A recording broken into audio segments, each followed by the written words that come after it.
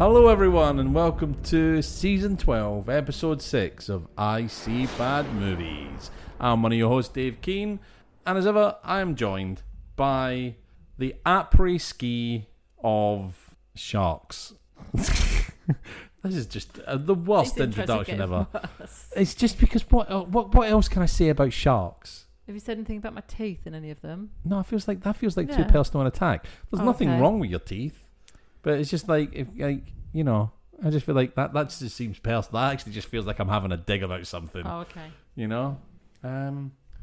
Although I did call you glassy-eyed in one, so which is you're not normally worried about offending questionably worse. Anyway, yeah, that was terrible. The après-ski of sharks. Yeah. I mean, I don't even know. Yeah. The après-shark. I don't know. Should we start again? No, I've just had a really hard life. It's been a tough few weeks. Let's not go down that road. Well, it all began when I was born. Tell us everything. Okay, this one time. Anyway, welcome. Emma, it's our final episode of our shark season. It is. Mixed feelings about it? Shall I be honest? It's not been my favourite season. No, I don't think it has been. They've not been that great, have they? Some of them not been that awful. We've had some laughs. Yes, we've had some laughs along the way. But it's not been my favourite season. It's not about, what we've done. It's the sharks we've met along the way. We've met some sharks. Well, I'm hoping that this movie is our kind of magnum opus of sharks, I think. Hopefully we'll end on a high, but I feel like I'd be jinxing it too much if I said... Let's go. But it could be amazing. It could be awful. Let's hope it's great. Who knows? But we'll just have to wait and see. So obviously, Emma, we are watching tonight Avalanche Sharks, as we all know. If you've read the title of the episode, I've never seen it before. No, never seen it. Never heard of it before. No, it's not the movie we wanted tonight, but it's the one that was available. It was on the list, but it was available. Yeah. The one that we wanted to watch was Shark Side of the Moon. Yes. But we couldn't find it anywhere to watch. No. So we'll fingers crossed if we ever do a one that got away season. Yeah. You never know. It might be in there. Or a Sharks Part 2. Who knows? But would you like to know what happens in this film? Let's go with the synopsis first of all, right? Yep. At a popular skiing resort in snow-capped Mammoth Mountain, a group of teenagers are enjoying spring break. But before a long, mysterious string of disappearances leads to the safe conclusion that the mountain's frozen slopes are infested with the most unexpected apex predator, the unstoppable snow shark. Now, the mayor has to act fast and close down the endless open-air buffet. However, once more, profit gets in the way. Just when you thought it was safe to stay out of the water, a hungry new menace arrives from the snow. Who can stop the ravenous Avalanche Sharks? See what they did there? Just when you thought it was safe to stay out of the water. Yeah.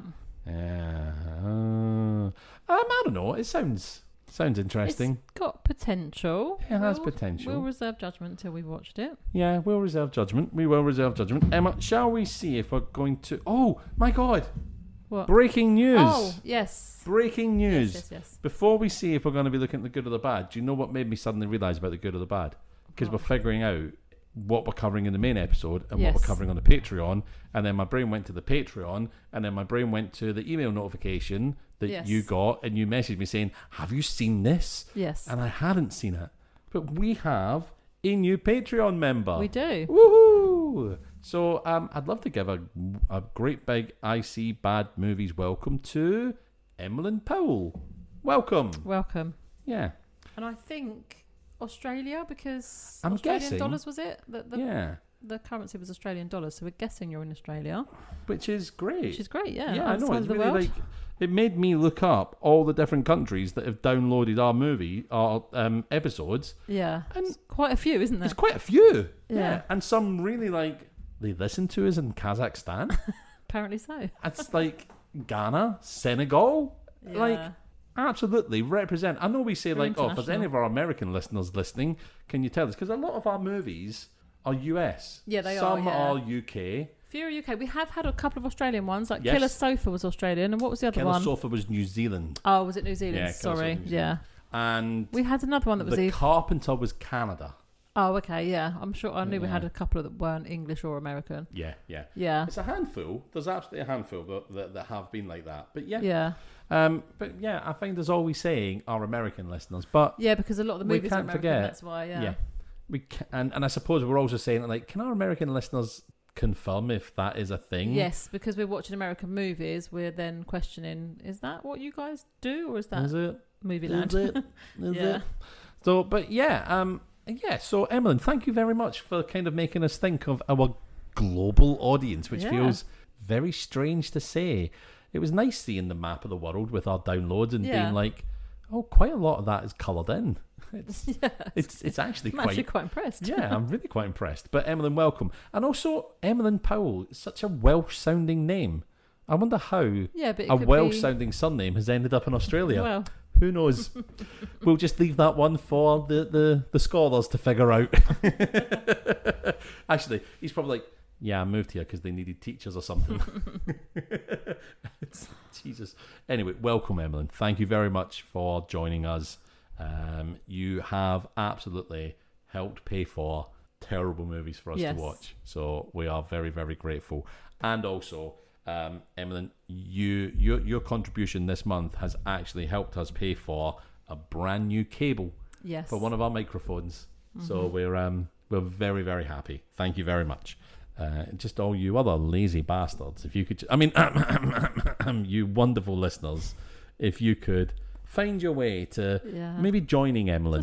Just a small donation amount. Just a small for donation. For all these amount. laughs that we give you. For less than the price of a coffee a month.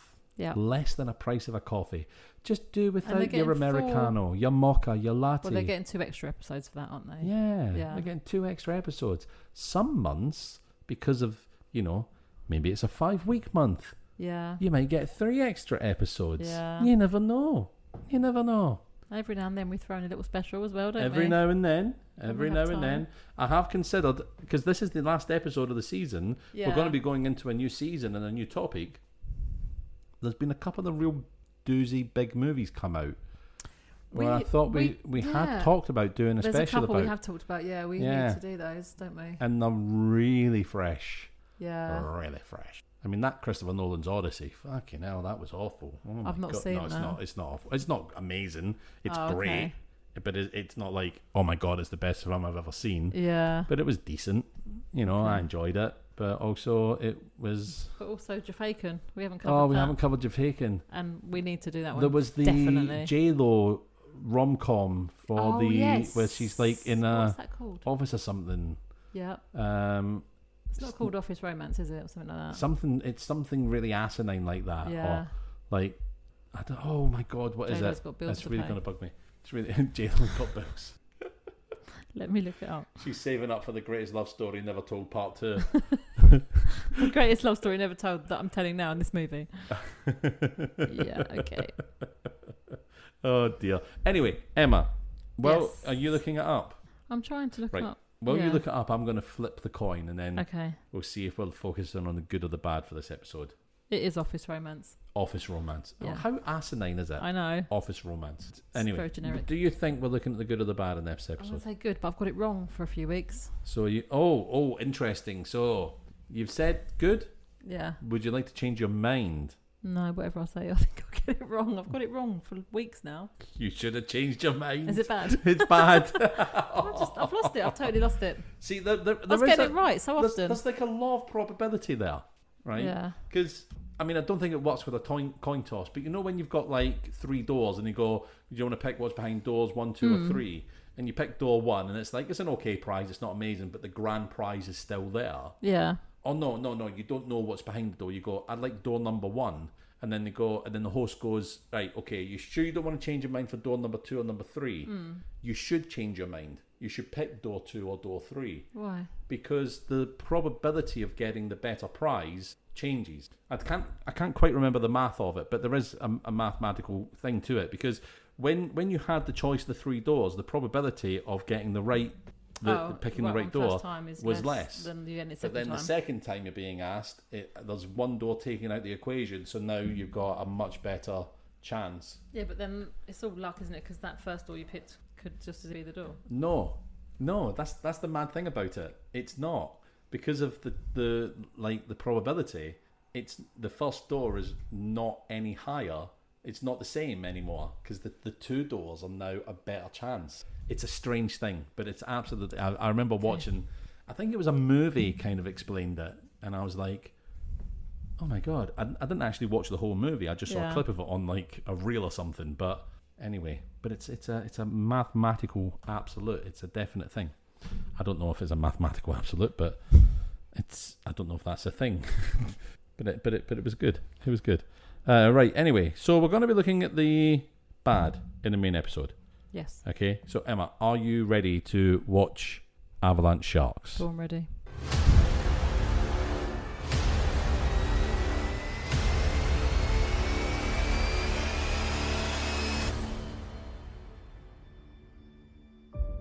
Oh, hello, Emma. Welcome back. What do you think? Very forgettable. Yeah, there were definitely some funny bits in it. Yeah, but agreed. Yeah, I do agree with you that it's quite forgettable. I have a lot of notes for good and bad in this film. I mean, like, if I just scroll down on my notes and just show you. Well, that's quite a lot of notes. That's a lot. Yeah. Yeah. I haven't got as many as you, I don't think. Well, actually, I have got quite a few. Yeah. Oh God, yeah. We've ended up with a load to talk about. Quite evenly split, I think. From just glancing over them, I think it's quite evenly bad and good. Oh, okay. So. Okay. That's not bad.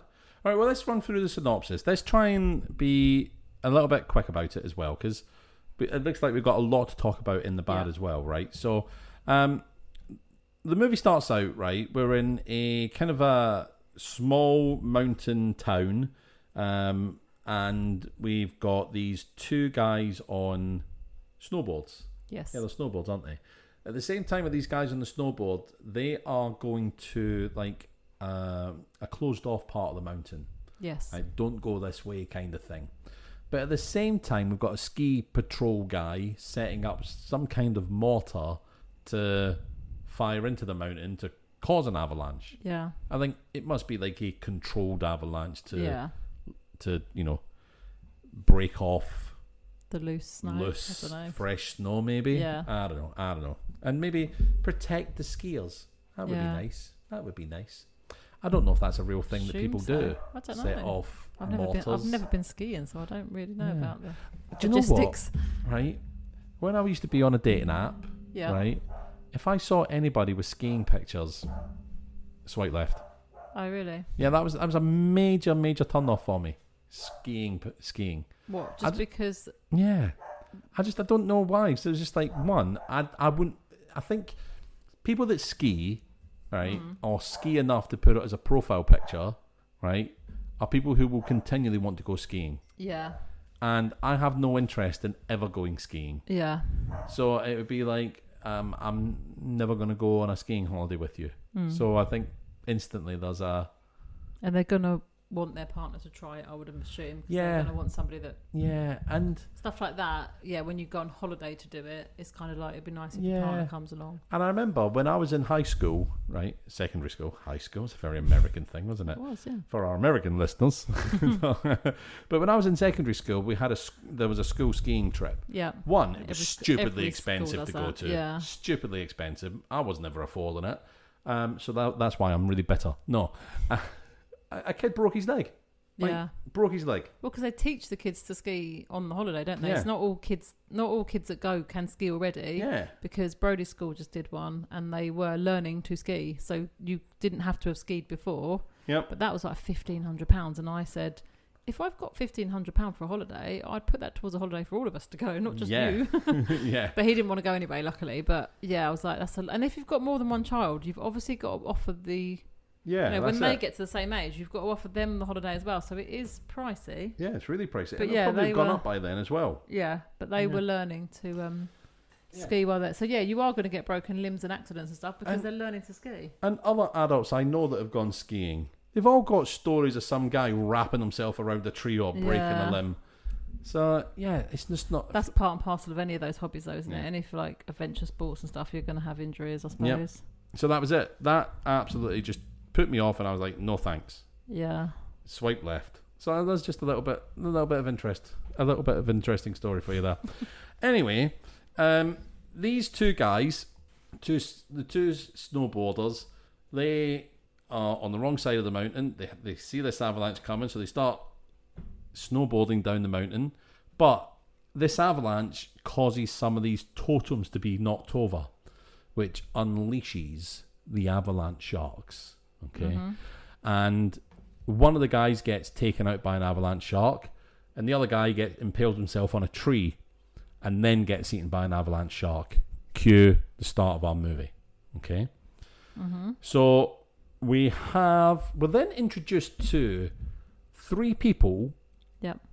One guy picking two women up to take them to spring break up in this mountain town, and all through the movie, I only see the guy again. I don't remember seeing either of the two women at spring break. No. It's almost like they were cut out. Yeah. I can't remember seeing any of these two women apart from this one guy who took them up. The trouble is, I say this every time, but it's true. Because we don't half the time know who people are, it's easy to miss characters if they just take them out and they're not in the next scene. And this film or get confused of who's keeps who. introducing new people. Yeah. Just keeps introducing them. Halfway through the film, we're introduced to a brand new woman. And then, like, she goes off and has her own little thing with two completely new men that you've never seen before. Yes. And it's just, what? There was one movie we watched, I can't remember which one it was, where it might have been Birdemic, where there was a couple in the beginning, and then there was another couple, and then later on they went out, and I thought that the couple they went out with was the same couple as in the beginning, but it was a different couple. I was getting so confused because they all looked quite similar. Yeah. And then I was like, is that the couple they saw in the motel? And you were like, no, that's a different couple. I was like, what? Who are these people? They were just, that's just right. Like random couples. There was a random no introduction couple in of a who they car, are. wasn't there? That's right. Yeah. It was Birdemic. Yeah, absolutely. Yeah, but no explanation so of who these people are. Just, and here's another couple, and they know them as well. Like, but you don't. So when this must be really annoying for the listeners, because I'm always saying, I don't know who that was or what their name was. But honestly, in a normal movie, like a higher budget movie, you have conversations in place just to explain who people are, don't you? Yes, quite often, you do. yeah, well, so and so is my brother-in-law, or we met on, back in. Whenever you have a conversation where it kind of just is just for the audience to explain there's something who this that character establishes relationships, establishes character, and the relevance of that character. Yes. So why are they in this scene? Because they're so and so's brother, and they did this back in 2006, and you have an explanation, but you don't get that in bad movies. Yeah, exactly. You get some sort of motif that's going to happen in the film. Oh, okay, they're old frenemies. They're going to become lovers or you something. Understand the characters and their relationship to each other. In low budget movies, you just get these random people, and if you're lucky, you'll catch a name because somebody will call them by their name. But sometimes I can go a whole movie and think, I don't know what that guy's name is. No idea. Because I can't recall anyone like calling him by his name. Yeah. So that's why when my notes are like, oh, this man just got killed, because I honestly don't know who they are sometimes. No idea. And I've watched the movie and I still don't know. So there's these three people introduced. One of them is called Randy. Okay. Yes. And the other two women are, I think, going up on spring break for the bikini competition, whatever it is. Okay. Yeah.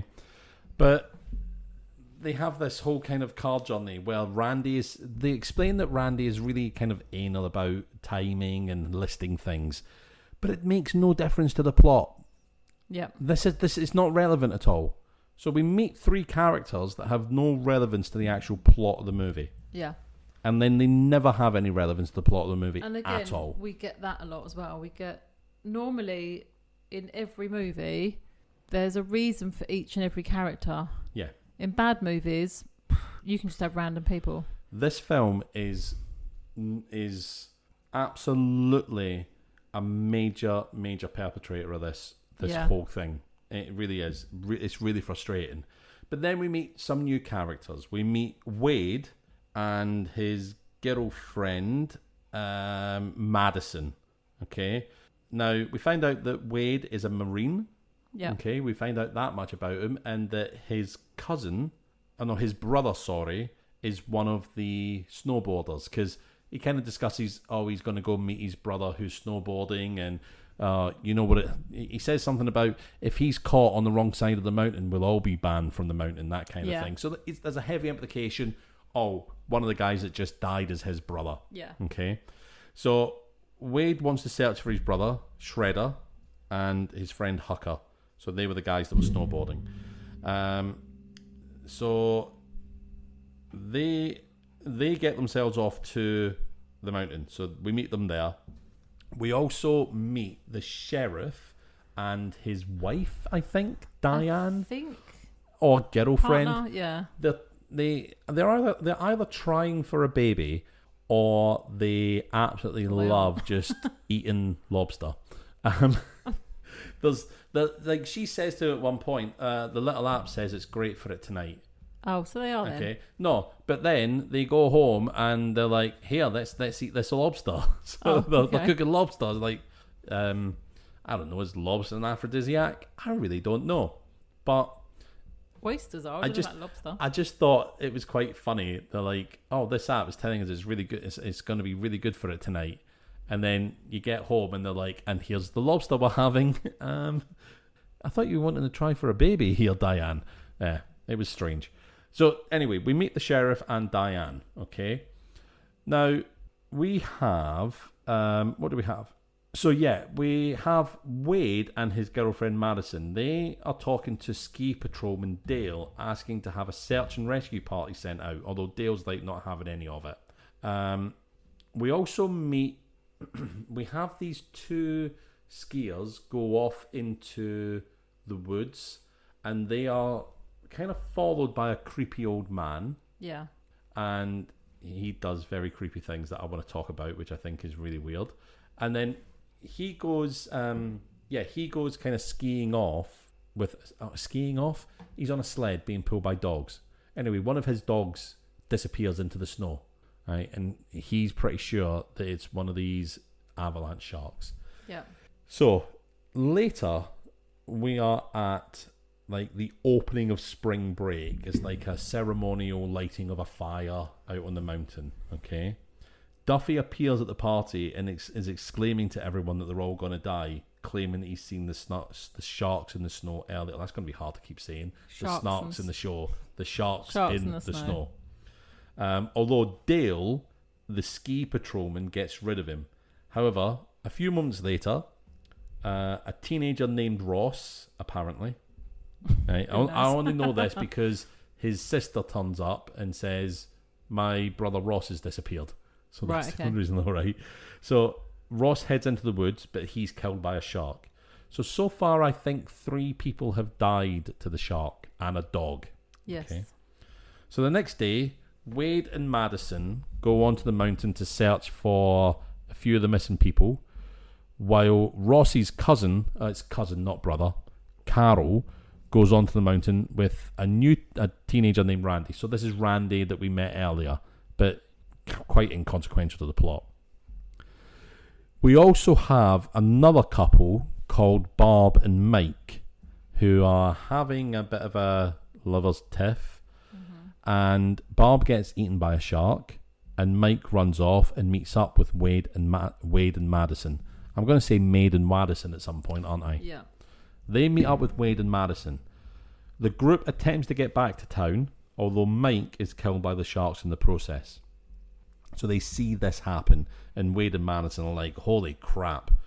Now, Carol and Randy, who are looking for Ross, don't find him, but discover his goggles in the snow, and they head back to town. Now, meanwhile, we have Wade and Madison bump into the sheriff. Oh, no, sorry, I've missed a bit. Duffy is arrested by the local sheriff.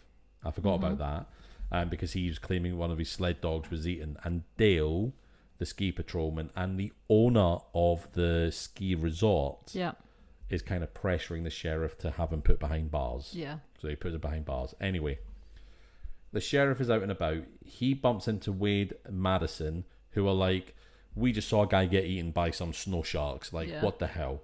And they're like, what's going on? And the sheriff is like, oh my God, what's that coming towards us in the snow? And Wade grabs his gun and is shooting at him. Blah, blah, Yeah. blah, right? So it all starts kicking off, right? Adam's wife, Diana, arrives at the station, the sheriff's station. Yeah, the police station. Yeah. Do you call it a sheriff's station? Police station? Sheriff's? Yeah, what else would it be? I don't know. Sheriff's house? The sheriff's aboard. Yeah, I don't know. The sheriff's stop. But she reveals that she's seen the sharks before when she was very young. Okay. She also explains to us that the sharks were created when an ancient Native American chief created a series of supernatural totems to protect the mountain after a group of mining settlements killed the rest of the Native Americans on the mountain during the gold rush. And she deduces that the totems must have been disturbed. Okay. Mm-hmm. Now, oh, sorry, I did miss a bit. That's when that happens before they see the sharks for the first time. The sheriff sees the sharks for the first time. They arrest Duffy, and then Diana turns up. That's when the sheriff and his wife Diana set out to search for the sharks. But that's when they find Wade and Madison. They encounter two of the sharks, and they head back to the police station. This is when Carol turns up to the sheriff and also explains Ross's disappearance to the sheriff. Now, I spoke about the resort owner. His name is Lars. So, ski patrolman Dale, the resort owner Lars, and the town's mayor arrive at the sheriff's.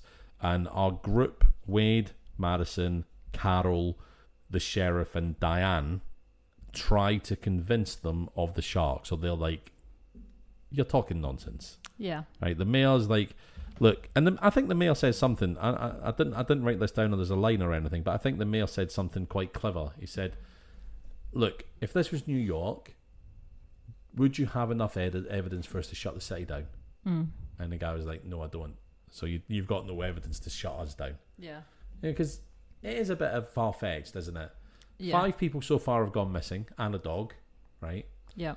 But you can't just say it was sharks swimming through the snow that did it. Well, you've got to put yourself in their positions. If someone said to you, someone's gone missing, I've seen a snow shark, you'd be like, yeah, okay, how many drugs have you taken? Yeah. You wouldn't believe it, would you? No, you wouldn't. So you can't blame them for not taking them seriously. So they're like, beat it, no chance. You're keeping this place open, and you're on your final straw, effectively. All right. Now, the sheriff decides to deputise Wade, and they go out hunting for sharks. But in the process of hunting for sharks, in the background, the mayor is like, Dale, ski patrolman Dale, I'm making you the sheriff. I'm gonna get rid of the other sheriff. All right. So we cut back to the original sheriff, Adam. He's walking around, but he's very jittery. He sees a load of snow flying out, and he thinks it's a shark. So he whips his gun over and is about to fire. Wade pulls the gun out the way, and the sheriff just narrowly misses shooting a guy pushing a snowblower. Yeah. And that's when Dale walks up and he's like, hey, look, here's the paperwork. You're out as the sheriff. I'm the new sheriff, blah, blah, blah. So Adam has to leave the station within 12 hours. But he also, while he's kind of packing his stuff, he releases Duffy as well, because he's like, look, just keep your head low. Get out of here, because they won't take kindly to you. Yeah. Now, Wade and Madison then attempt to warn 3 women, Lacey, Jenna, and Carla. Now, these are 3 of their friends who are in a jacuzzi. And they've been in the jacuzzi the whole movie. They haven't moved from it. Yeah. All day that this has been happening. They have not moved. Yeah. From every time you see them and they're talking to somebody else, they're still in the jacuzzi. They are still in the jacuzzi. Hot tub or jacuzzi? Hot Might be tub. a hot tub, yeah. I'd say a hot tub, I think it's a hot tub, Yeah. With some jacuzzi jets. They're just in there for the foreseeable. Yeah. So multiple people go and talk to them throughout the film, and they're just sat there. But they do eventually go to them and tell them that, okay, there's a bit of a threat. There's a bit of a threat going on here. There are avalanche sharks, you know. Mm-hmm. And they see these avalanche sharks coming towards the jacuzzi and like, get out. But only one of them believes them, Jenna. She leaves, but the other two are soon eaten by one of the sharks. Dale also then, the ski patrolman who doesn't believe in the sharks, he witnesses the sharks eat another group of teenagers randomly elsewhere. It's at this point an avalanche hits the town, and the avalanche goes through the owner of the ski resort's building, killing Lars. Adam, Diana, and Carol become trapped in the police station during the avalanche. Adam gets out to rescue Wade, Madison, and Jenna, who is eventually eaten. Okay, so Jenna gets eaten. Adam is then eaten as well, and that's when Dale arrives, and he tries to kill the sharks, but unfortunately Dale is mortally wounded. Well, he gets injured, and he's lying on the snow, all bloodied up, and the sharks are suckling him while he's calling for help. It's at this point Duffy arrives, and he attempts to get revenge on the sharks for eating his remaining sled dogs, but he's soon wounded by them as well. And Duffy forces Wade to shoot him as he's being eaten, and Wade makes a semi-successful attempt to rescue Dale. He tries to get him out of the way, but one of the sharks gets him and smashes Dale against the car, but Dale's still not dead at this point. So Wade, there's just so many names. I know. So many names. Wade Madison, so Wade the Marine, his girlfriend Madison, Diana, the very recent widow to Adam the sheriff, and Carol, the random woman who was looking for her cousin, decide to make a break for Dale's truck. Madison, Diana, and Carol escape the cabin, okay, although the snow soon fills it and Wade is attacked by a shark but manages to escape, but they think he's dead. As this is happening, we also have an Asian woman on the mountain. She discovers the crooked totems. Yeah. And she begins to straighten them one by one. And as she does, the sharks disappear one by one. However, she's pretty slow at it. Yeah. And as she's straightening the totems, right, Carol was eaten by a shark, but then the lady straightens one of the totems and that shark disappears. Dale is then also eaten by one of the remaining sharks just as that totem is being restored. And then we have Wade, Madison, and Diana then escape in the truck. And that's the end of the film. Yeah. I mean, I kind of really sped through that. The film's only an hour and 20 minutes long. Yeah, it's not a long movie, and it shoots through. And that was sticking to the plot. But there were so many extra scenes thrown in that were nothing to do with the plot. And I think were just extra filler. We get that a lot again, don't we? Like I said, there was a scene where Randy, the guy that we see in the beginning of the movie, right, he is in a gondola and he's trying to hit on a woman.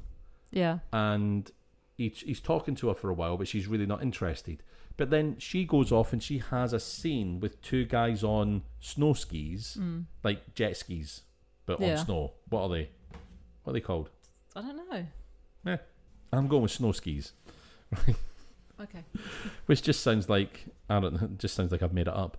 But she has a whole scene where these guys are arguing over who's going to date her, and she sets them off on a race, and then we have a race scene for no reason. For no reason. Yeah. And then she gets eaten by a shark. And then we also have that same guy, Randy, on another gondola with the Asian woman, and then she goes off and she does the totem thing. Is it just to set up the death, though, that race? Yeah, I think. But I think it was just a lot of filler. Just so that she gets left on her own and then she gets eaten, I think. Yeah. It's a way of leaving her on her own, isn't it? Yeah, it is. So it's full of these little inconsequential scenes that don't have anything to do with the plot, apart from maybe the Asian woman. And that's one thing, right? I know we're talking about the bad, right? I've got a new topic, okay? And I'm just going to say now, ending. That's what it is. Bad ending. Oh, okay. We should have had that for the last movie, bad ending. Yeah, I know. But this one here, the ending of the film isn't, they don't defeat the sharks. The sharks are just stopped because this Asian lady straightens the totems. And that's it. Yeah. Film over. But we sort of had this on Sharks versus Mermaids. It wasn't Sharks versus Mermaids. No. They weren't versing each other at all. And then that was kind of a bit of a pointless ending as well. Yeah. It just felt like a real cop-out ending. If you have something versus something, there's got to be a big fight scene at the end where one of them wins. That's it. We had it with Octopus and Mega Shark and Giant Octopus. Yeah, but they both ended up killing each other. They both died from their wounds. Yeah, but it should have been one defeated the other. If I think something versus something, I'm expecting one of them, like the big fight scene at the end of which Jurassic Park is it, or Jurassic World is it, where they have a massive fight scene at the end, 2 big dinosaurs. Oh, is it the T-Rex and the Indominus Rex or like something? That, don't you? Yeah. You expect something. Like a great big fight scene. One of them wins. Although, one of them win on Jurassic World? I can't remember. Maybe they both die. I don't know. You end up with like versus movies. Like, do you remember Batman versus Superman? I never watched that, but I deliberately didn't watch it because I thought, well, that's shit. Because isn't Superman, like, Superman's got like special powers. Batman has just got gadgets, hasn't he? Yeah.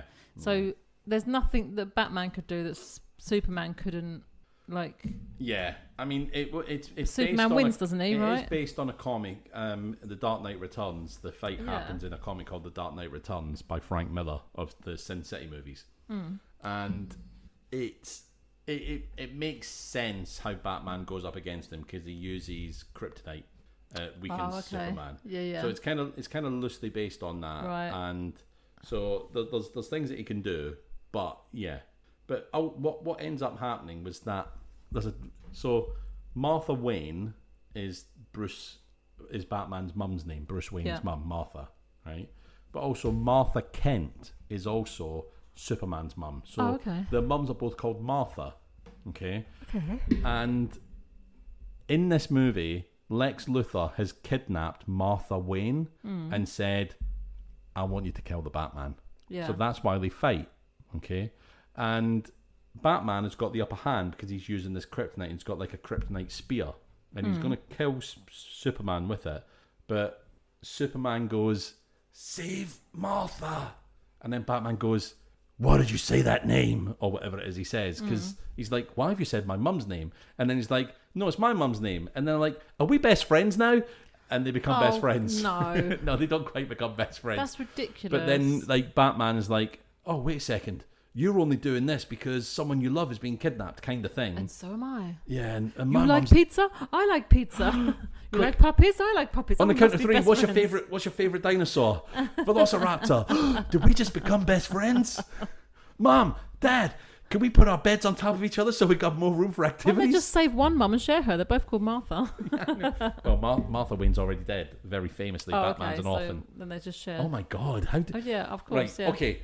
Podcast over. Well, I'm going to be teaching Emma comic lore. I do know a few bits about superheroes just from Brody liking them when he was younger. A lot. Yeah. He was very into superheroes when he was younger. Yeah. So I do know all their names and stuff like that, and I do know. Some of us grow out of that, Emma. Some of us don't. No. Oh dear. And by the way, lobster has a long-standing reputation as an aphrodisiac. Oh. But science shows no direct proof that it boosts libido. But it's probably because it's got a lot of protein in it. Well, no, it's because it's packed. Well, yeah, sorry, it is packed with protein, zinc, and vitamin B12. Oh, okay. And zinc helps the body make testosterone. Yes. And B12 gives you energy. Yeah. But it's not an instant trigger for sexual desire. But the ancient Greeks linked sea creatures to love because of Aphrodite, the goddess of love, was born from the sea. Yes, so it's she like was. She was born out of a clam, wasn't she? Long-standing myth, but it's not actually scientifically. It's not been proved to be an aphrodisiac. Yeah. Okay. But that was the point of the lobster in the movie, I guess. Well, that's good to know that there was a reason behind it. So yes. I'm sorry, I kind of hijacked the end of the movie there with, at the end of the synopsis there with, oh, by the way, here's one of my categories. Categories, because it was a brand new category, bad ending, terrible ending. Real cop-out ending. Not happy with it. The trouble is, you watch a movie for the story and for the enjoyment of the whole thing, but if a story's got even no ending or a shit ending, it does leave you disappointed, doesn't it? Because you want that story to come to some sort of conclusion. Yeah. And if it doesn't really, then you're like, oh, okay. Oh, that was an hour and a half of my life. You do want some sort of conclusion. You don't just want it. I hate it when if they know they're going to make a sequel and they just kind of leave it really open, because I'm like, oh, yeah, okay, you're going to make a sequel in 2 years, but who can wait that long? I'm trying to think, what were the worst endings in a movie that was popular? Because I suppose Signs was a bit of a one. I don't remember how that ended. I have seen it years ago. So Signs is the one where you've got the crop circles, you've got Mel Gibson's family, and the aliens come down. But then they figure out that water hurts the aliens. Oh, okay. And you remember the little girl? She leaves glasses of water everywhere. I watched it years ago. I can't really remember it. Joaquin Phoenix's character then is smashing glasses of water all over it. It's hurting it, and then they pour a glass of water and it kills it. So I really enjoyed the movie Signs, but then the ending is oh, wait a second, why would aliens come to a planet that's 70% water? Yeah, I was going to say, got a lot of water, and it kills them. What if it rained? Where the aliens were? Oh, but do they know that when they've come here, though? Probably not. But then that's the thing, if they're smart enough. Yeah, but we don't know what's on other planets. But they're smart enough to have travel from one planet to another. Yeah, but it might not necessarily have the technology to see what's here before they get here. I know. Well, we know what other planets are made of. Yeah. By observing them. But this is what I tried to have this conversation with somebody else recently, where they were saying, well, there couldn't be life on other planets because no other planet's got the conditions for life. And I said, yeah, but we only know life as we know it, with the constraints we've got on this planet. We've only got the technology to see so far, to know what elements we have. If you're talking about another planet, it could be a completely different form of life, not as we know it, but it might be something that doesn't need oxygen to breathe, or, water doesn't exist, or because you're only thinking within the constraints of what you know as somebody living on Earth. Do you see what I mean? And they were saying, we'd be able to communicate if there were people on other planets. I was like, not necessarily, because their technology might not be compatible with ours. If their technology is completely different, we still might not be able to communicate. There might be life on other planets that are trying to look at other planets, but it's not necessarily going to hit on a satellite because they might have different technology. Do you see what I mean? Yeah, I know what you mean. Yeah, I know what you mean. The technology they have, if they have any, might be completely different, because you can only your brain can only comprehend life as we know it, can't it? Yeah. Whereas if it's on a completely different planet with different conditions, something might be there, but it might be, it's not breathing oxygen, it's breathing something else. Or I think see what I mean? There's an episode of the X-Files where we are carbon-based life forms, right? But there's an episode of X-Files where it's silicon-based life forms. Yeah. And of course, how they would be very different to us. Yeah. They'd be very different to us, of course. Yeah. Yeah. But our brains can't think. We can only think of the technology we've got. We can only think of life as we know it here. It's not impossible that there would be another planet with different forms of life than what we have ever known, or can scientists can't think of it because they don't know the elements that are on their planet, or so.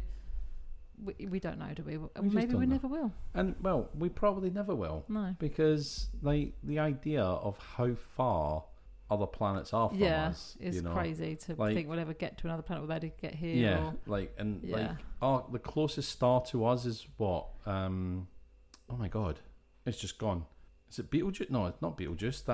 Betelgeuse is a star that is close to exploding. And it's on Orion, I think. And if Betelgeuse goes, it's gonna change our night sky completely. Yeah, it'll be as bright as a moon in our sky, and it'll be big, as well. So looking out at the night sky, it will look very different. Yeah, it'll look very different. But it might have already gone. Yeah, it's just the time it takes So I don't think Betelgeuse is the closest star from us. I can't remember which one it is, but even that is so far away. Getting to us from there, a planet around that star, there's no technology that we can think of that would allow us to get there. No, and there's only so fast you can go. You can't. There's only so fast you can go. There's only so much fuel you can have. Yeah, you can't go faster than light. You can't. Yeah. And even if they did travel from there to us, and how much in some way in a lifespan to get to us, their planet, they've travelled away from their planet. Yeah. and now their planet is. And how much fuel does it take just to leave Earth? Yeah. Like just to take off as a rocket? Yeah, it would require. And then the amount you'd need to get somewhere that far away, it just doesn't. It's not possible, is it? They'd have to travel faster than light. Yeah, and have more fuel than they could physically carry in weight. So they'd need some way of getting to us faster than you could possibly imagine. Yeah. You know, like when you see things like Star Trek and you think, oh wow, they're traveling all these different distant. Yeah. Yeah, or but like also, you know, you've Ad left Astra. Earth behind. Is and it you've Ad Astra? gone Ad Astra, where he travels to another planet. I can't remember what planet his dad's on, but his dad's on a different planet and he travels there to see him on the way to somewhere else. I'm like, it's not like going down the motorway to different junctions. You're talking about the solar system. Like, you're not just pootling around. Oh, I'll just make a detour to that planet. Like, how much fuel have you got on this? Like, it's just that's crazy. That movie. I like that in The Martian. You know, the one where with Matt Damon finds it really hard to get home, doesn't he? Yeah, he lives on potatoes Martian, for a long time, doesn't he? The Odyssey. Yeah, he has a real hard time getting home. But like they cover that. They're like, look, I mean, a whole part of the film is about the ship that's coming back from Mars without him. They're like, how can we get you refueled to swing you back and come back round? Yeah. And it's all about calculating the fuel and getting them to slingshot around because the thing is, fuel is heavy, so there's only so much weight you can have to something that you expect to. I think the thing is, take off. I think once you're in space, once you're in need space, that it's much fine. fuel, but it's getting up into space. It's getting into space. To take off is, well, I imagine it's crazy amounts of fuel to take off and like exit the atmosphere. Yeah. But I don't know. Obviously, I'm not a rocket scientist. But do you know who is a rocket scientist? Is it somebody in this movie? It's someone in this movie. Wade is not a rocket scientist. He's a Marine. Oh, okay. But close enough. Wade somehow is really cool, and I'm sure he could fly a rocket if he needed to. Yeah, I was struggling to get us back there. I was really struggling to get us back there. Listen, I know I hijacked and I was like, here's an ending, right? But so what other categories have you got? I have lines, scenes, and I had 3 new categories for this film. One was ending. Another one is creepy moment. And another one is monster name. Okay. So yeah, I've got lines, scenes, creepy moment, and bad monster name. What have you got? I've got bad location. Oh. Bad special effects. Bad scene. Mm-hmm. Bad death. And bad editing. Again. We had editing, didn't we, for one of the other ones? Oh, yeah. Yeah, absolutely. The editing in this film is pretty painful.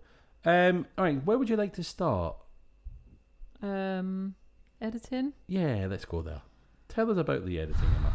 It was just, again, what was it the last movie we watched where it just had loads of shaky camera? It was, wasn't it? It was, the name of it has completely gone out of my head. Shark Week. So, this one we did actually see the deaths and some special effects and stuff, but there was also, so in the beginning there was lots of stock footage of snowboarding, and then they just kind of like sped it up really quickly. Yeah. And then there was all different angles, and then the camera was all shaky. And then I think later on they like slowed it right down. There's just no point. Like, if there's no point to slowing it down or speeding it up, and it's just random. It's not all the way through the movie. It's just the odd scene. Yep. And it just seems totally pointless. It's almost like a cameraman's just gone, oh, I've learnt a new trick. I'll just put that in there for the sake, or like the editor just goes, oh, I can do this. Oh yeah. What does this button do? Yeah. And then between the scenes, now we don't know, this only happened in the beginning of the movie. So between the scenes, a couple of times, I think 2 or 3 times, the screen just goes black for like a few seconds. Yes. And we were like, have they cut out adverts? What's going on here? Because it didn't happen all the way through the movie. Yeah, that's right. So, and I think we did have ads, didn't we? There were ads at the beginning. Yeah, so but not through the film. Why did it just cut to black for like enough seconds for me to go, what's going on? Is it stopped? And it only happened in the beginning of the movie, and then it stopped doing that at the end. Yeah, and that was odd. And we had to watch this film on YouTube. Yeah, but I don't think it was an official channel. So I think it was just, I don't know what was going on with it. Yeah, I don't like watching films not officially somehow. Yeah. like when we watched Giant Shark versus Mega Shark versus Giant Octopus. Yes. That was on YouTube, but it was on the film company's YouTube channel itself. Okay. Yeah. Whereas this was, I think, just someone's uploaded it. So, okay. like, I think there must have just been an issue in the rendering or something like that in the video. Something like that. Okay. I honestly don't know, but it was weird. But the rest of the editing was bad because it was just stop doing stuff just because you can. Yeah, it's just annoying. It's annoying to watch. You know what? I'm actually very glad that you brought up Shark Week. Because remember when you said you found the movie Shark Week, didn't you? But you said, here's a movie we could watch, but then there's also this one, and we picked Shark Week. Yeah. The first movie that you suggested was called Sand Shark. Yes. And I did a little bit of looking during this film. This Avalanche Shark is technically a sequel to Sand Shark. So we've gone and watched a sequel. It's not related in any way, shape, or cousins? Form. Yeah, possibly. You know, snow sharks, sand sharks, sand snarks, snarf, grass snarf, shark. Lino. Yeah, what's next? You know, mud sharks. Yeah, probably. House sharks. Who knows? House shark. Oh no, don't remind me of house shark. I'm so glad we've already done that one, so we didn't have to do it this season. Yeah, we don't have to do it again. Yeah. Awful. All right, so you're going to go for one of your new categories of. Oh, no, it's not a new category. Editing. I did it last time, but it is new. Really. Well, I'm going to jump in with a new category as well. Then, a new category, creepy moment. Okay. Right, really creepy moment. Duffy, the old guy. Yeah. Okay. It's a bit of a weird creepy moment, but like, so the old guy Duffy, right? The first time we're introduced to him we're seeing two young women walking through the snowy woods, right? And I was thinking, they're going to go off into the woods. They're going to get eaten by sharks. Yeah. They don't. Right? They don't. Yeah. They probably do in the long run, but they don't at this point. And then, but what happens is we see Duffy, the old guy on the mountain, and he's licking his lips, right? Right? Picture the scene. And he goes, oh yeah. And then he kneels down to one of his dogs and says, 50 years ago, I'd have given them what for? Okay? Now, that's weird enough as it is, right? Yeah. Oh, sorry, no, his actual line is half a century ago, I would have given them what for. The actor himself looks like a man in his 50s. Yeah. Right? And I was just like, if you're not casting someone who's in their 70s or something like that, okay? Yeah. Just change the line. Yeah. 30 years ago. 40 years ago. Yeah, simple solution. Right? So I don't know if it's a bad line, but it's a really creepy moment. So I just wanted to highlight the fact it was a creepy moment, and he's like, yeah, half a century ago I'd have given them what for. Get out my movie. Yeah. Get out my movie. No need for it. Get rid of Duffy. I wonder if Neil Breen directed it. They then want us to feel sorry for him by eating his dogs. I just had a flashback to the sex scene that Neil Breen did in one of his movies where he's on top of the woman and it's just grim. Oh, and then the mask comes on. And he's 40 years older than this girl. Easily 40 years older. And their faces don't line up because he's clearly not actually on top of her, I don't think, because... It's, I am here. It's off, isn't it? Now. It's I am here, ... now. Now. And that's the movie that meant all my ellipses that I send to you now have 4 dots rather than 3. And I was doing the same back, and I don't think you realised that I got it. Yeah, no, I didn't realise you got ages. it. I just thought you didn't know what an ellipsis was. Did you know? ... I do now. Yeah. Oh, brilliant. Right. So yeah, that was a really creepy moment. I just thought, why even introduce a character like that and then try to make us feel any sort of sympathy for him? Just no. Straight to jail. All right, on you go. What do you want to talk about next? I've got a couple. I think I've got 3 bad deaths. Oh, okay. So we do actually see the deaths, which is good. Yes. But some of them are really good, and some of them are just like, if you're going to make the effort with some, make the effort with all of them. Because some of them are a bit lazy. So there's one where, and again, I haven't got names, I'm sorry. There's a guy that wanders out on his own at one point, and you see the shark, and then you just see a limb land up close to the camera in the snow. And then the goggles just land in the snow. That's Ross. I felt like that one was a bit lazy because we didn't see anything. We just saw the limb and then the goggles. And some deaths, you just see the shark and then a red patch on the snow. Yeah. I'm like, if you're going to show the deaths, show the deaths. Don't just pick and choose. Yeah. Because that's one of the main things we're looking for in these movies is inventive, funny deaths. And some of them are just like shark appears on screen above where the person was, and then the person just disappears. Yeah. And then it's like some sort of magic trick. Yeah, and then there's also Barbara's boyfriend. The sharks kind of circle him while he's given a monologue. And then one grabs his leg. They do this a couple of times. The sharks just grab one leg. And then there's two sharks and they both bite him. But it looks like they kind of come up and bite him. But it looks like crab claws pinching him, doesn't it? Yeah, it does. The special effects are so shit that it looks like big crab claws just comes up and goes. The sharks are pincers rather than actually... Yeah, it doesn't look like sharks, does it? So that one, you saw it, but it was bad. And then I didn't like the one in the hot tub either. So these girls that are constantly in the hot tub all the way through the movie, at one point the shark comes up from the bottom of the hot tub. Yeah. And then the water just goes red. Yeah. Yeah, again, there's a bit of a splatter red on that. Yeah, you could have done something with that one. But so yeah, I was a bit disappointed. There were I've got a couple of good deaths. Okay. Which we'll talk about in the other episode. But some were disappointing because we either didn't see anything, or when we did see it, it just yeah. Compared to the good deaths, so if you can do the good deaths, do all of them. Yeah, like that. Absolutely. Yeah. But I don't know if it's a budget thing or a time thing or I don't know. Yeah. I don't know. Like, but then why bother spending any time on the others if it's a budget thing? Yeah. You know. Yeah. And it was no rhyme nor reason because it wasn't just the bit part people that had the terrible deaths.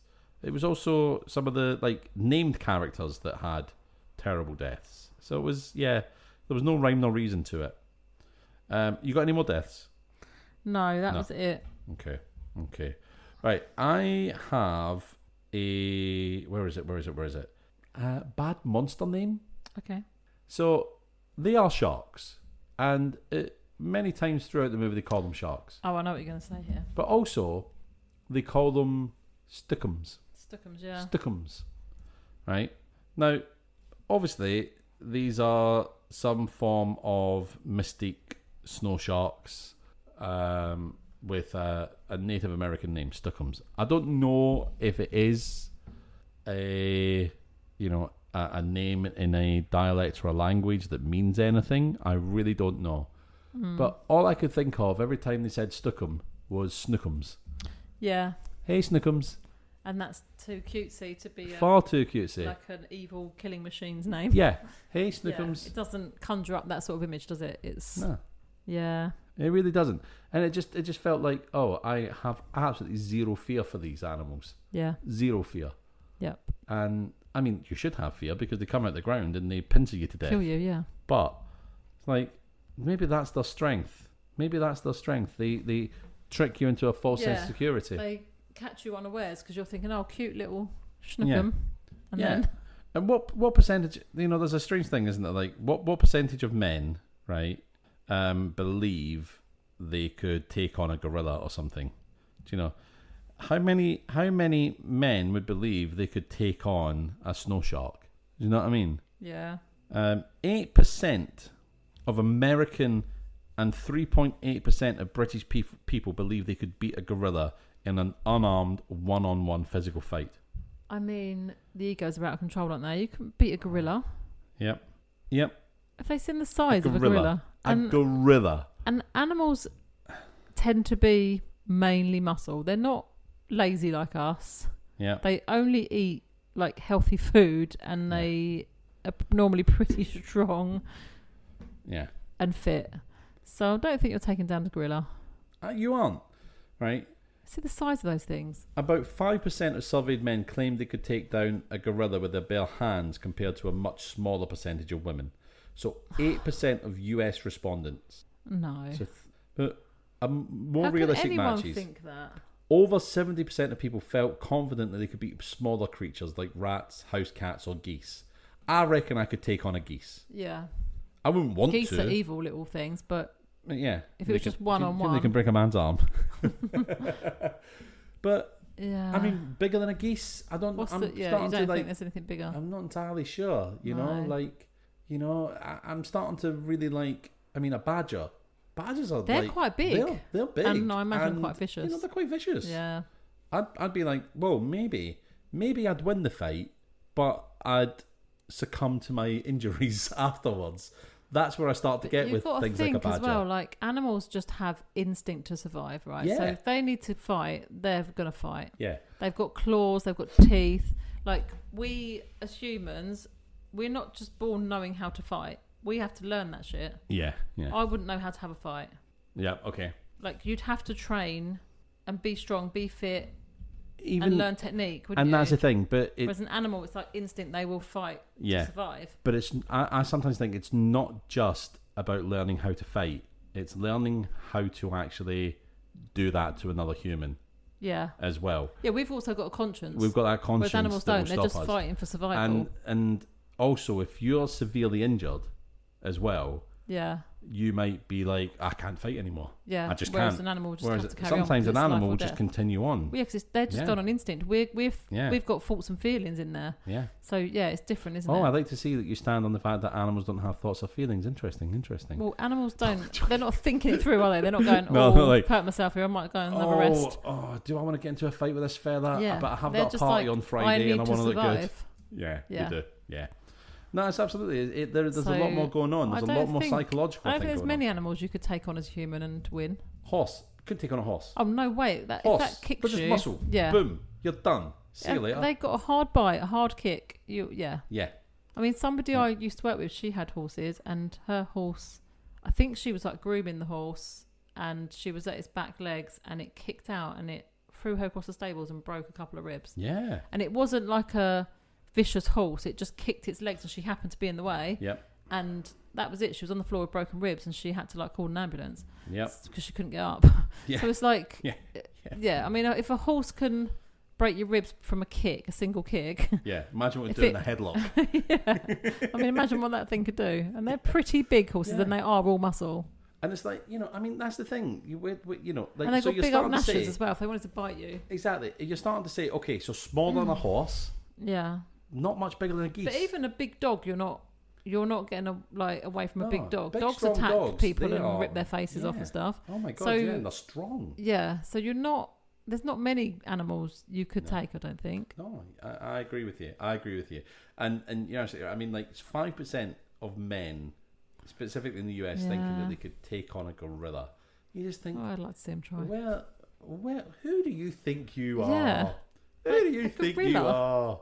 A gorilla. Have they seen what a gorilla looks like? They're probably thinking... They're pretty big. I mean, chimps can... There's a chimp that ripped someone's face off. Chimps are stupid strong. Yeah, but chimps are smaller than a gorilla and they can rip someone's face off. They could kill you. Their bone density and their muscles are so... The muscle fibre is so different. This is what I'm saying. I bet these guys that have said they've taken a gorilla... But it's just so much thicker and stronger. But I bet these aren't guys that are boxers or fighters or they're strong and muscular. I bet they're just your average Joe. Yeah, I bet. So to think that they would have the fitness or the strength to take on a gorilla is ludicrous. And that's it as well, the stamina. Yeah, the fitness. Stamina. Yeah. I used to do boxing training, right? I'm talking years and years and years ago, right?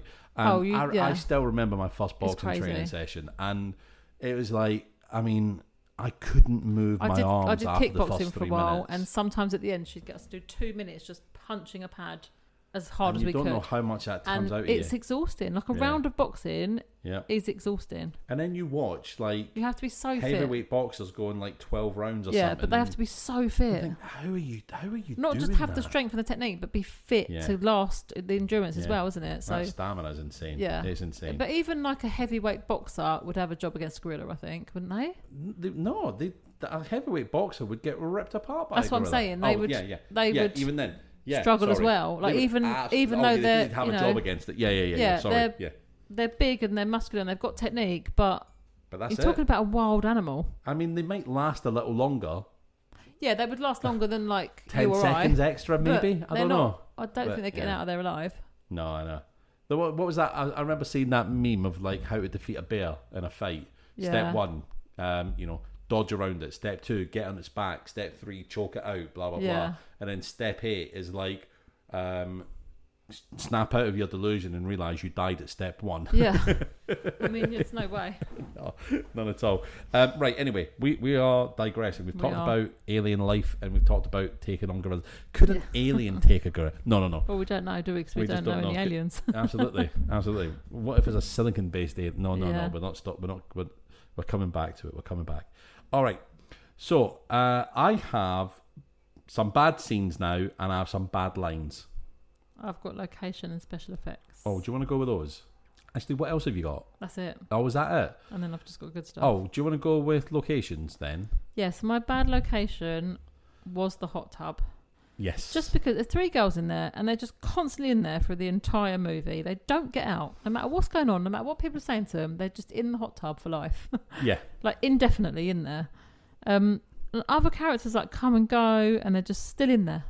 Yeah. But why? And if all this commotion's going on, would you not get out the hot tub? I'm pretty sure as well, it doesn't all... And maybe it does happen... Oh, no, it does all happen in one day. It isn't multiple days. So... No, I think it is all one day. It is all one day. But this is the thing. You don't get a time frame with some of these movies. Like, you don't really understand how long... Are they in the hot tub? You know, is this all going on within an hour or is it all going on within 5 or 6 hours? We don't know, do we? So, but there's... I just don't know why they didn't get out at any point. Yeah. That's it. Why? And what was the relevance just again because they just wanted to do a death in the hot tub?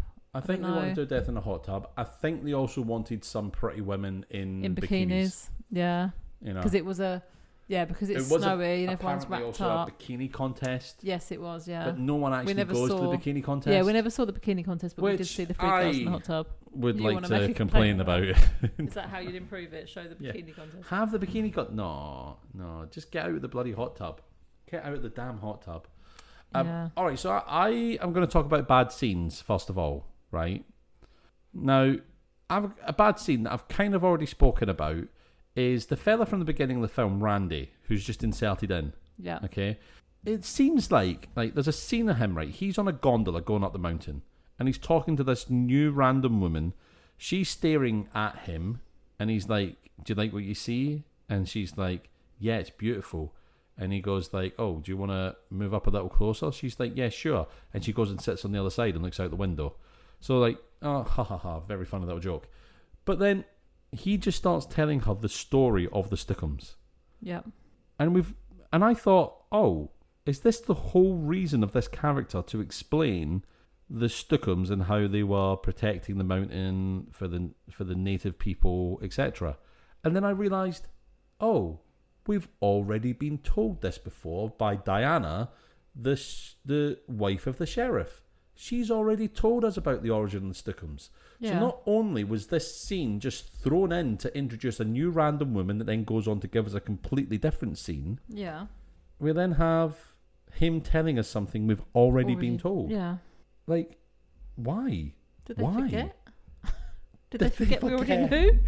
Are they so bored writing this that they've forgotten? They forgot what they've already put in the movie. The editor is like, they pissed? Oh, we need a little bit more footage. You need to explain this. Yeah, it does feel like a bit of a filler, but yeah, why would you not? And also, there's quite a lot of, I know not as many in a low budget movie, but there's quite a lot of people involved. When you watch the credits, there's loads of people. Yeah.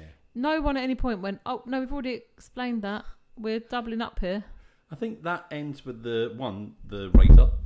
It starts with the writer, and then the script supervisor, and then maybe the director. But don't you have continuity people on movies? I suppose not on low budget ones you wouldn't, but someone along the line, or even the actors would go, "Oh, we've done this line earlier in the movie, or someone else has done that line." Yeah, surely someone would have picked up on it and gone. Was there a cast? We've done this. I don't know. Do they do cast read-throughs of films? I don't think they do.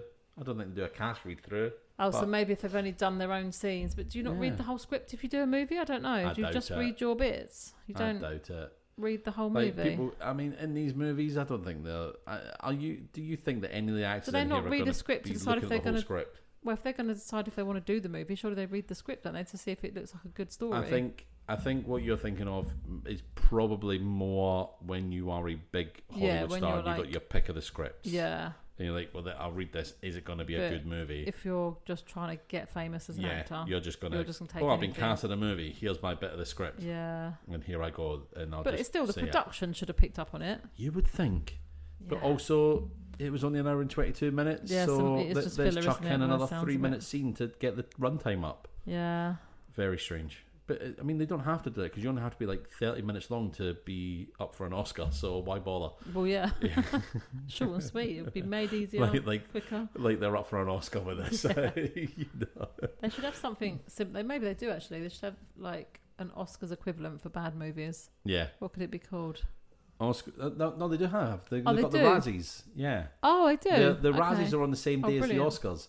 Sandra Bullock collected an Oscar and a Razzie for the same movie. That's amazing. That would make me so happy. I think, did Sandra Bullock actually go and collect her Razzie? I'm not sure. So. But yeah. You've completed your career if you're getting an award on the same day for a great performance and a shit performance. And I think it was for the same. Was it for the same? No, it was two different films at the same. You've completed acting at that point, haven't you? I think you have. Yeah. You've completed it, mate. Yeah. Completed it. I'd be so happy if that happened to Retire. me. I would find that hilarious. Yeah, and I'm sure it was Sandra Bullock with a Razzie. I'll look it up real quick. Just talk amongst yourselves, listeners. Oh, I thought if I left it quiet... Oh, you could cut it out. I've ruined that. Fuck that up. All right. So Sandra Bullock made history in 2010 by becoming the first person to win both a Razzie Award and an Academy Award in the same weekend. She won the Razzie for Worst Actress for All About Steve. Never even heard of it. On March 6, 2010. And Best Actress Oscar for The Blind Side the very next night. She showed up to accept her Razzie in person as well. What, on the same night? Yeah. Oh. And she... Oh, wow. This is quite funny. She wheeled a red cart onto the stage filled with copies of All About Steve and handed them out to the audience. And she promised to return the trophy the following year if the voters actually watched the film and decided her performance was truly the worst. Like, yeah, okay. Yeah.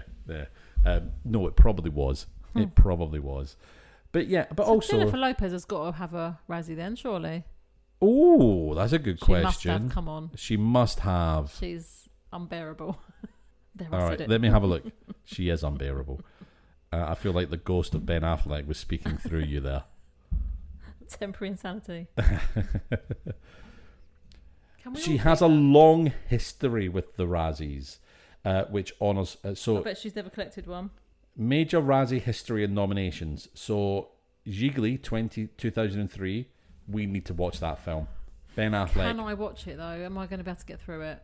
That's when Ben Affleck and J-Lo met. I know. It swept the Razzies with Lopez winning Worst Actress. She has also faced multiple additional Worst Actress nods over the years for films like The Boy Next Door, The Mother, and Worst Actress nomination for her sci-fi action film Atlas, which we reviewed. And general reception. While commercial powerhouses, several of her high-profile genre or passion projects have routinely caught the satirical eye of Razzie voters. So yeah, there you go. So yeah, she absolutely has hit the Razzies. All right, anyway. Yeah, okay. Bad scenes. Let's get back onto it. We've been talking a lot about this. All right, another bad scene. Where are we? Okay. All right, this is just a really quick one. It's at the opening of Spring Break on the mountain. Okay. This is Spring Break. All right. Now, I don't know Spring Break because I'm not American, but I believe it is high school seniors and college age. Yeah. Going on a break in spring from school. And it's just basically their spring parties, vacation. rages. Yeah, they go a bit mad and go drinking and partying. Yeah. So this is the opening of Spring Break on the mountain. Okay. And they're having this big ceremony, lighting the fire to start Spring Break off.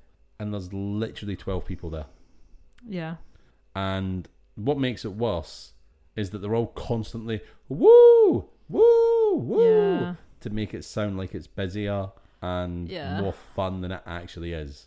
Yep. And then what's even worse about it, and this is the last thing, right? Everyone is in their 30s at least. Yeah. I mean, I'm assuming they're playing young. But Spring Break, like I say, I think is high school to college. It's like Greece, though, isn't years. it? Greece, they were all like 45. I mean, Stockard Channing was 40 odd playing Rizzo. Was it Rizzo? Ridiculous. You know, like what the hell?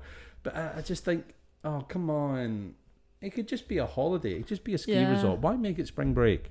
Oh, you're making it Spring Break and you're making it a bikini thing. So that some people go, oh well, I'll watch that. Yeah. You know. But then you don't see the bikini contest anyway. Yeah, you don't even see it. So just, spoiler alert. We'll just tell you that before you waste your time. Yeah. Yeah.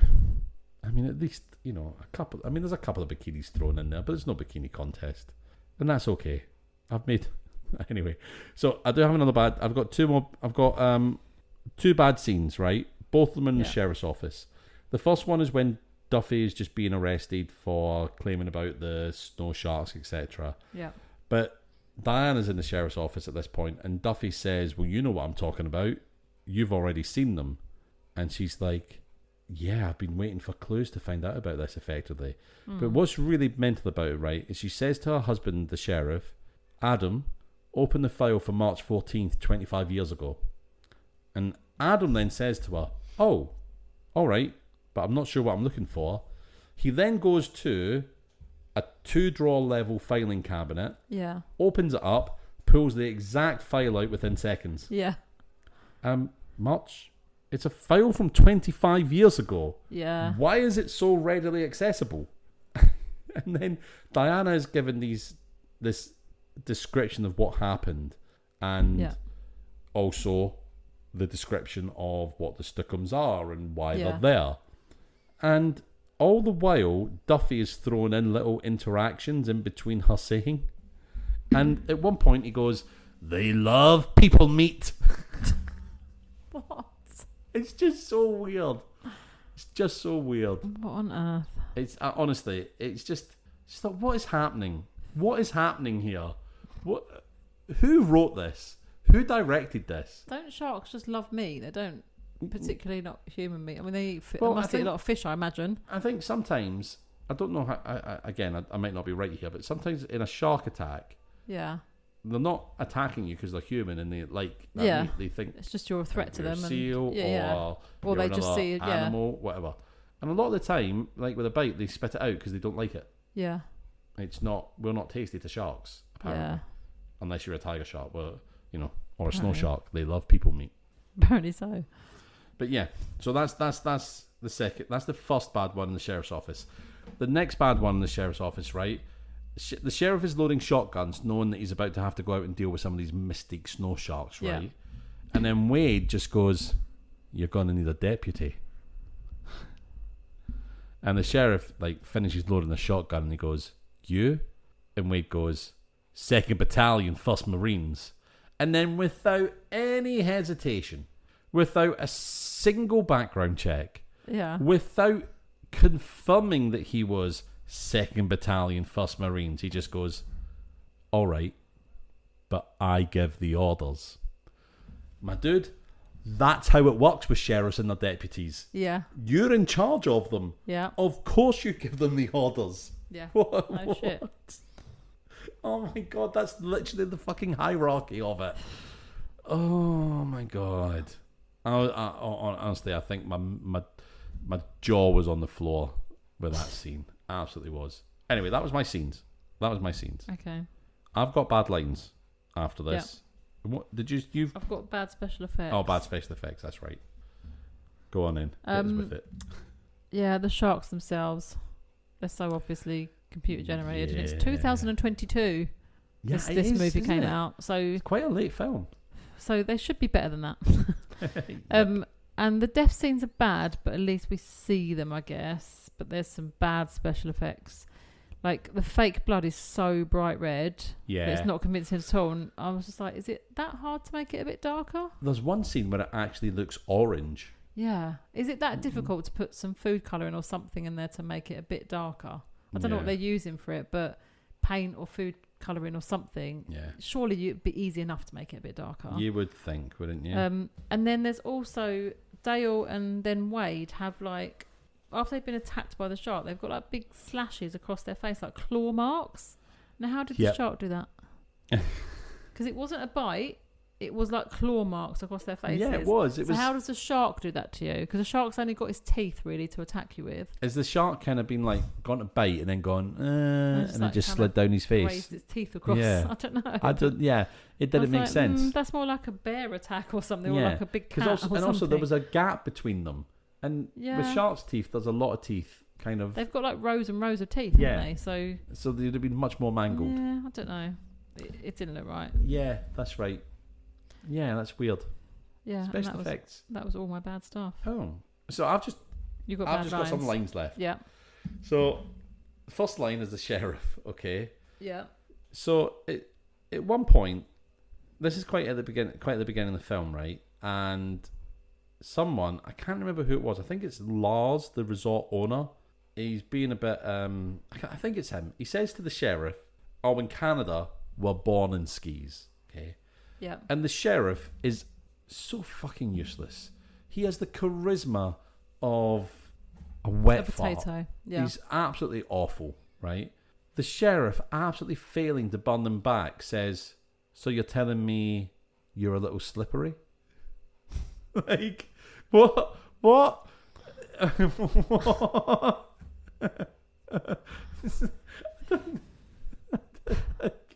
Make it make sense. Yeah. Make it make sense. In Canada, we're born in skis. Like, I can't even think of a witty retort to that. You know, oh, okay. Yeah, really? Then your mum's vagina must be huge. I don't know. Yeah. It's. Oh, I mean, I don't imagine the sheriff is going to say that, but yeah. Yeah. Just awful. Anyway, another line was the sheriff again. Okay, Wade is talking to him and he's like, no, sorry, not Wade. Carol is talking to him because her cousin is missing. And he goes, like, I can't log an official missing persons for 24 hours. Yeah. I fucking hate that line. I hate it. I hate it whenever it comes up in any movie or any TV show because it's not true.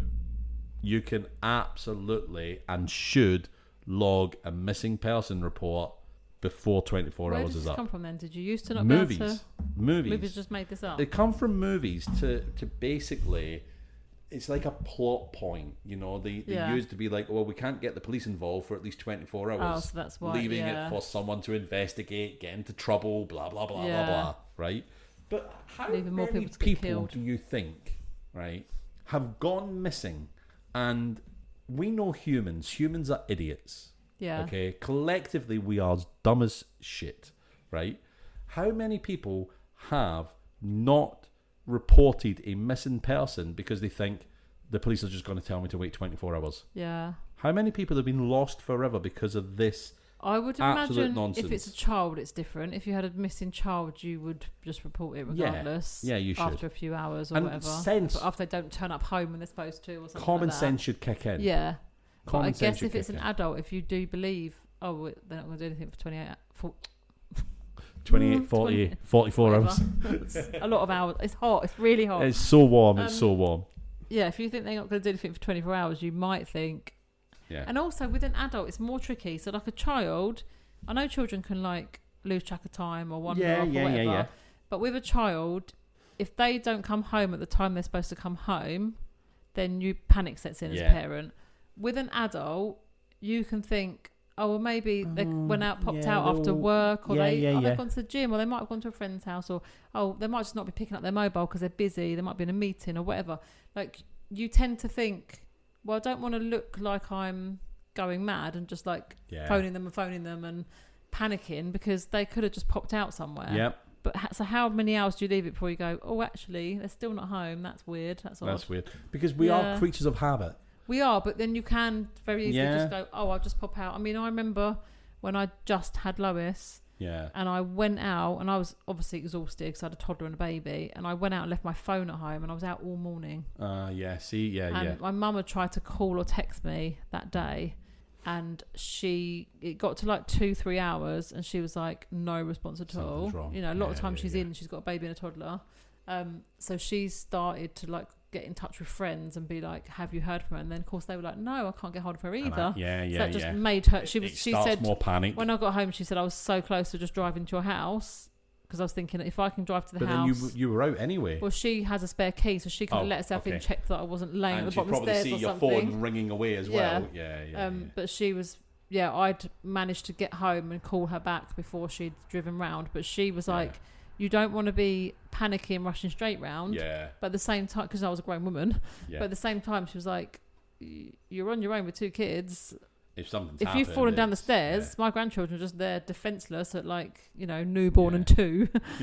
So when do you kind of go? Well, actually, I'll just go and check because But according to these movies, nah, you got to wait 24 hours. Yeah. Nah, we won't do anything about it as the police. When I see it, I just think it's one, it's really lazy writing, and 2, it's really bloody dangerous. Yeah. It's really dangerous. If you think there's anybody in need, call the police straight away. If you worry about it, or if you can, like your mum, eventually, maybe $5 later. Her first port of call would have been check the house. Yeah. If she'd have got there and my car was gone and I wasn't there and the kids weren't there, obviously she would have thought, oh, she's gone out. And then, like you say, she would have seen my phone probably somewhere. Yeah. And then thought, oh, okay, she's gone out, but she hasn't got her phone. Yep. But had she have obviously got to my house and there was weird circumstances, like my car's there, but I'm not there or something. Yeah. Then it would have been called the police. You'd been kidnapped. That's it. Yeah, you'd been kidnapped. Yeah. So that was my last bad line. Okay. I think, was it? Let me just double check. Yeah. So what would you do to improve it? What would I do to improve it? The bikini scene? No. More boobs. I would get rid of the inconsequential characters. Yeah. And I would flesh out the whole story. Yeah, so have less characters but more going on with those characters. More happening. Learning more about the characters. Yeah. Getting to know them. We're very much just thrown in and the film disappears. Yeah. But ultimately it's also really forgettable because of that. Because you don't care about anyone. You don't learn to care about anyone. No. Wade is our hero. And all I really know about him is 1st Battalion, 2nd Battalion, 1st Marines. But this is what's missing from all these bad movies. It is. I want to either love or hate the main character because I'm either rooting for them or I want them to die. Yeah. I need to feel one way or the other about the characters. And if I don't, what's the point? But then, is Wade the main character? I don't because know. We've got a lot of focus on the sheriff and his wife. Yeah. But then the sheriff dies and the wife lives. I know. And then, I just don't feel for any of them. No. Oh, well, a lot of people died on the mountain. Oh, okay. What's on the telly? Yeah, I've said to improve it a storyline and better deaths. Yeah. Because there's no storyline. It's just sharks killing everyone and anyone. That's not a storyline. Yeah. There isn't really a good story behind it, is there? It is just sharks going on a rampage and okay, they're there for spring break. Sharks kill them. The end. At least with Ghost Shark, ultimately it was sharks just killing anyone and everyone.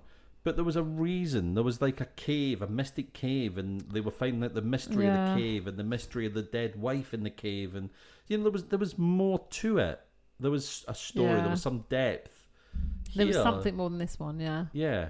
It's just and that's ultimately why I think the end is such a rug pulled out from under you because we've fixed the problem because we've just straightened the totems again. But is this why they're bad movies? Because they haven't got much of a storyline and we don't have any character development. 100%. Yeah, it is. Yeah. So what are you rating? I am giving this 1.5 stars out of 5. Okay. I've got 0 consistency with my stars because I've got a lot of good stuff about this film. I was going to say, because you normally go a lot higher than me, and I've actually done this quite high. Yeah, because I've put that it's got no storyline, but I've also said there was some funny bits in it, and I have got some good notes. And there were, that is the mad thing. There are some funny bits, but I do agree with you that it's very forgettable. It's not one that you would recommend or watch again. But also, those funny bits, a lot of those funny bits would be gone from this movie if the fixes I said to make it a better movie had been implemented.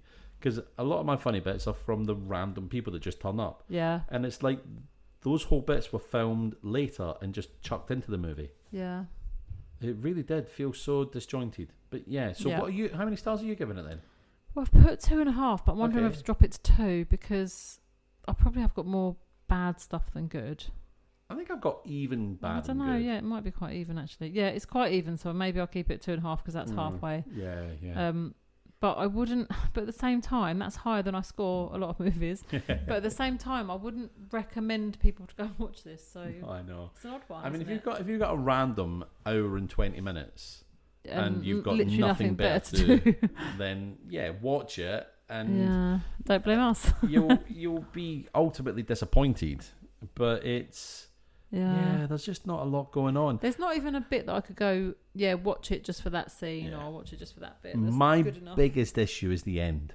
That Yeah. is my biggest issue without a doubt. Yeah. I hate such a cop-out ending. Yep. Oh, sharks are gone. You're all safe. Yeah. Because there's no resolution. Because also what we see at the end of the film is one of the totems falling over and the shark being released again.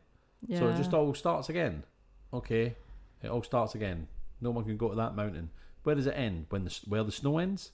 What happens when the winter comes and there's more snow? Do the sharks get to roam further? Are they stuck on the mountain? There's all these questions that are left unanswered. And ultimately that's what's really pushed the score down for me, I think. Yeah. So, Emma, have you got anything more to say about Avalanche Sharks? No. Right, so everybody, you can join us and our newest Patreon member, Emlyn, over on the flip side, where we are going to talk about, surprisingly, a lot of good bits about this movie. Yes. So it's goodbye from me. And goodbye from me.